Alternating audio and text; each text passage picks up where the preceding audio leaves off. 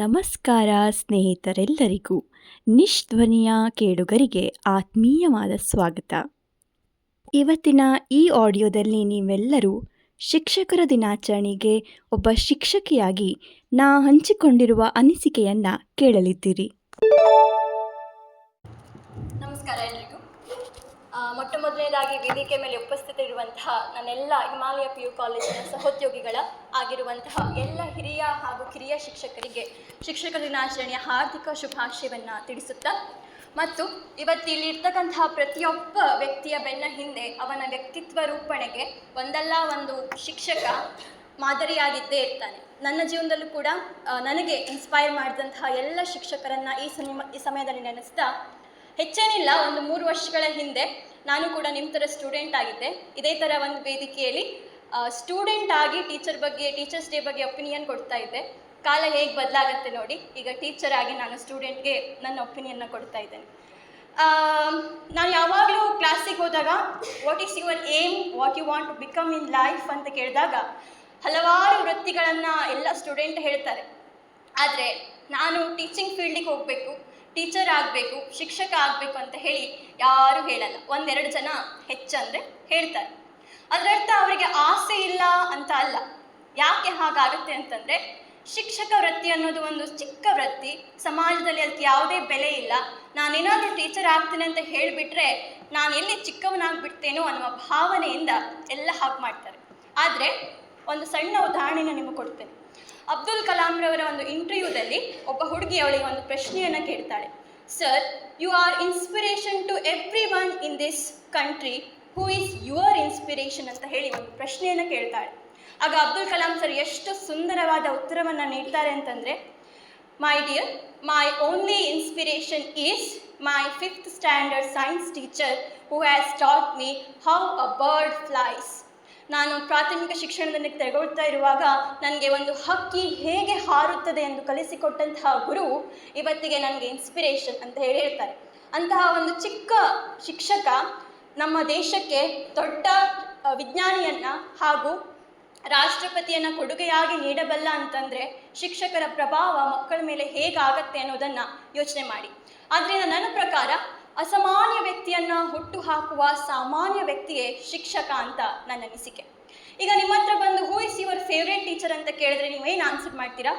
Obviously ನಿಮಗೆ ಎಕ್ಸಾಮಲ್ಲಿ ಯಾರು ಅತಿ ಹೆಚ್ಚಿನ ಮಾರ್ಕ್ಸ್ ಕೊಡ್ತಾರೋ ಅಥವಾ ಎಕ್ಸಾಮ್ ಹಾಲ್ನಲ್ಲಿ ಸ್ವಲ್ಪ ಯಾರು ಹೆಚ್ಚಿಗೆ ಲೂಸ್ ಬಿಡ್ತಾರೋ ಅವ್ರು ನಿಮ್ಮ ಫೇವ್ರೇಟ್ ಟೀಚರ್. ಆಬ್ವಿಯಸ್ಲಿ ನಮಗೂ ಕೂಡ ಹಾಗೆ ಆಗ್ತಿತ್ತು.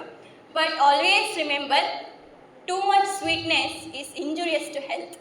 ನಿಮ್ಮ ಆರೋಗ್ಯ ಚೆನ್ನಾಗಿರಬೇಕು ಅಂತಂದರೆ ದೇಹಕ್ಕೆ ಎಷ್ಟು ಸ್ವೀಟ್ ಬೇಕೋ ಅಷ್ಟೇ ಬಿಟರ್ನೆಸ್ ಅಥವಾ ಕಹಿ ಅಗತ್ಯವೂ ಕೂಡ ಇರುತ್ತೆ. ನಿಮಗೆ ಶಿಕ್ಷಕರು ಪ್ರೀತಿಯ ಜೊತೆಗೆ ಕಠಿಣತೆಯಿಂದ ಕಠೋರತೆಯನ್ನು ನಡೆದುಕೊಳ್ಳೋದು, ಆ ಸ್ಟ್ರಿಕ್ಟ್ನೆಸ್ಸನ್ನು ತೋರಿಸುವುದು ಕೂಡ ನಿಮ್ಮ ವ್ಯಕ್ತಿತ್ವ ರೂಪಣೆಗೆ ಸಹಾಯ ಮಾಡುತ್ತೆ. ಅದಿಲ್ಲ ಅಂತಂದರೆ ಏನಾಗ್ಬೋದು ಅನ್ನೋದಕ್ಕೆ ಒಂದು ಸಣ್ಣ ಕಥೆಯನ್ನು ಹೇಳ್ತೇನೆ. ನಾನು 8th ಸ್ಟ್ಯಾಂಡರ್ಡ್ ಇದ್ದಾಗ ಸಂಸ್ಕೃತ ಲೆಸನಲ್ಲಿ ಒಂದು ಲೆಸನ್ ಇತ್ತು, ಸಂಸ್ಕೃತ ಸಬ್ಜೆಕ್ಟ್ನಲ್ಲಿ, ತ್ಯಾಗಸ್ಯ ಫಲಂ ಅಂದ್ಕೊಂಡು. ಏನಿಲ್ಲ, ಅಲ್ಲಿ ಒಂದು ದೇವಸ್ಥಾನದಲ್ಲಿ 2 ರೀತಿಯಾದಂತಹ ಶಿಲೆಗಳು ಅಥವಾ ಮೂರ್ತಿಗಳಿರುತ್ತೆ. ಒಂದು ಶಿಲೆ ದೇವಸ್ಥಾನದ ಗರ್ಭಗುಡಿಯಲ್ಲಿ ಸುಂದರವಾದ ದೇವರ ಮೂರ್ತಿಯಾಗಿ ಪ್ರತಿಷ್ಠಾಪನೆಗೊಂಡು ಯಾವತ್ತೂ ಕೂಡ ಜನರಿಂದ ಪೂಜೆಗೆ ಒಳಪಡ್ತಾ ಇರುತ್ತೆ. ಇನ್ನೊಂದು ಶಿಲೆ ದೇವಸ್ಥಾನದ ಹೊರಗಡೆ ದಿನಾಲು ತೆಂಗಿನಕಾಯಿ ಉಳಿಸ್ಕೊಳ್ತಾ ಇರುತ್ತೆ, ಮತ್ತು ಎಲ್ಲರೂ ಅದ್ರ ಹತ್ರ ಚಪ್ಪಲಿ ಬಿಟ್ಟು ಹೋಗೋದು, ಕಸ ಎಸೆಯೋದು ಮಾಡ್ತಾ ಇರ್ತಾರೆ. ತುಂಬ ರೋಸಿ ಹೋದಂತಹ ದೇವಸ್ಥಾನದ ಹೊರಗಡೆ ಇದ್ದಂತಹ ಶಿಲೆ ಒಳಗಡೆ ಇದ್ದಂತಹ ಮೂರ್ತಿಗೆ ಕೇಳುತ್ತೆ, ನಮ್ಮಿಬ್ಬರನ್ನು ಕೂಡ ರೂಪಣೆ ಮಾಡಿದ್ದು ಒಬ್ಬವನೇ ಶಿಲ್ಪಿ, ನಾವಿಬ್ಬರು ತಯಾರಿ ಆಗಿಪಟ್ಟದ್ದು ಒಂದೇ ರೀತಿಯಾದ ಕಲ್ಲು ಬಂಡೆಯಿಂದ. ಈ ಭೇದ ಭಾವ ಯಾಕೆ? ನಿನಗೆ ಯಾಕೆ ಇಷ್ಟೊಂದು ಸತ್ಕಾರ ಸನ್ಮಾನ, ನನಗೆ ಯಾಕೆ ಹೀಗೆ ಅಂತ ಹೇಳಿ ಪ್ರಶ್ನೆಯನ್ನು ಕೇಳುತ್ತೆ.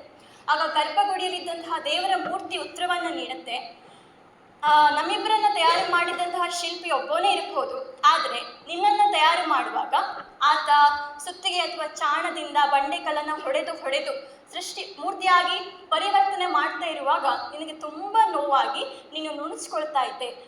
ಪ್ರತಿ ಸಲ ಆ ಸುತ್ತಿಗೆ ಏಟಿನಿಂದ ನೀನು ತಪ್ಪಿಸ್ಕೊಳ್ತಾ ಇದ್ದೆ. ಆದರೆ ನಾವು ನಿನ್ನನ್ನು ಹೊತ್ತಬಿಟ್ಟು ಇನ್ನೊಂದು ಶಿಲೆಯ ಭಾಗವನ್ನು ತೆಗೆದುಕೊಂಡು ನನ್ನನ್ನು ಕೆತ್ತನೆ ಸ್ಟಾರ್ಟ್ ಮಾಡ್ತೇನೆ. ಆತ ಎಷ್ಟೇ ಉಳಿಪಟ್ಟನ್ನು ಕೊಟ್ಟರೂ ಕೂಡ ನಾನು ಅದನ್ನು ತಡ್ಕೊಂಡು ಸಹಿಸಿಕೊಂಡು ಆ ಕಾರ್ಯದಲ್ಲಿ ತೊಡಗ್ತೇನೆ. ಆದ್ದರಿಂದ ನಾನಿವತ್ತು ಸುಂದರ ಶಿಲೆಯಾಗಿ ಬದಲಾಗಿದ್ದೇನೆ ಅಂತ ಹೇಳಿ ಉತ್ತರವನ್ನು ಕೊಡುತ್ತೆ.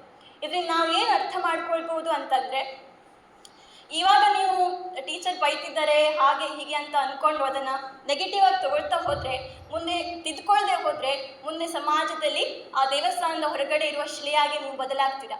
ಜೀವನದಲ್ಲಿ ಯಾವತ್ತೂ ನೋವನ್ನು ಅನುಭವಿಸ್ತೀರಾ.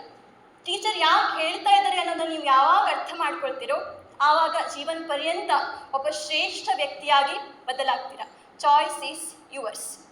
ಕೊನೆಯದಾಗಿ ಯಾರೂ ಕೂಡ ಅಡ್ವೈಸ್ ಮಾಡದೇ ಇರುವಂತಹ ಒಂದು ಅಡ್ವೈಸನ್ನು ನಾನು ಮಾಡ್ತೇನೆ. ಎಲ್ಲರೂ ತುಂಬ ಚೆನ್ನಾಗಿ ಓದಿ ಒಳ್ಳೆ ವೃತ್ತಿಯನ್ನು ಪಡ್ಕೊಳ್ಳಿ ಅಂತೆಲ್ಲ ಹೇಳ್ತಾರೆ. ಆದರೆ ಓದೋದರ ಜೊತೆಗೆ ನಿಮ್ಮೆಲ್ಲರಲ್ಲೂ ಒಂದು ಗಿಫ್ಟ್ ಇರುತ್ತೆ. ದೇವರು ಹುಟ್ಟುವಾಗ ಸೃಷ್ಟಿ ಮಾಡುವಾಗ ನಿಮಗೆ ಒಂದು ಸ್ಕಿಲ್ಲನ್ನು ಕೊಟ್ಟು ಕಳಿಸಿರ್ತಾನೆ. ನೀವು ಒಳ್ಳೆ ಡ್ಯಾನ್ಸರ್ ಇರ್ಬೋದು, ಸಿಂಗರ್ ಇರ್ಬೋದು, ಒಳ್ಳೆ ಮಾತುಗಾರ ಆಗಿರ್ಬೋದು, ಒಳ್ಳೆ ಸ್ಪೋರ್ಟ್ಸ್ ಪರ್ಸನ್ ಆಗಿರ್ಬೋದು. ಹೀಗೆ ಆರ್ಟ್ ಆ್ಯಂಡ್ ಕ್ರಾಫ್ಟ್, ಡ್ರಾಯಿಂಗ್, ಹಲವಾರು ಇದೆ. ಅದೆಲ್ಲ ಒಂದಲ್ಲ ಒಂದು ಸ್ಕಿಲ್ ನಿಮ್ಮ ಹತ್ರ ಇರುತ್ತೆ. ಆದರೆ ನೀವೇನು ಮಾಡ್ತೀರಾ, ಹೈಸ್ಕೂಲ್ ತನಕ ತುಂಬ ಆ್ಯಕ್ಟಿವ್ ಆಗಿ ಎಲ್ಲ ಕಡೆ ಪಾರ್ಟಿಸಿಪೇಟ್ ಮಾಡ್ತೀರಾ. ಆದರೆ ಕಾಲೇಜ್ ಬರ್ತಾ ಬರ್ತಾ ಏನು ಮಾಡ್ತೀರಾ, ಆ ಒಂದು ಕಲೆಯನ್ನು ನೀವು ಇಗ್ನೋರ್ ಮಾಡ್ತಾ ಬರ್ತೀರಾ.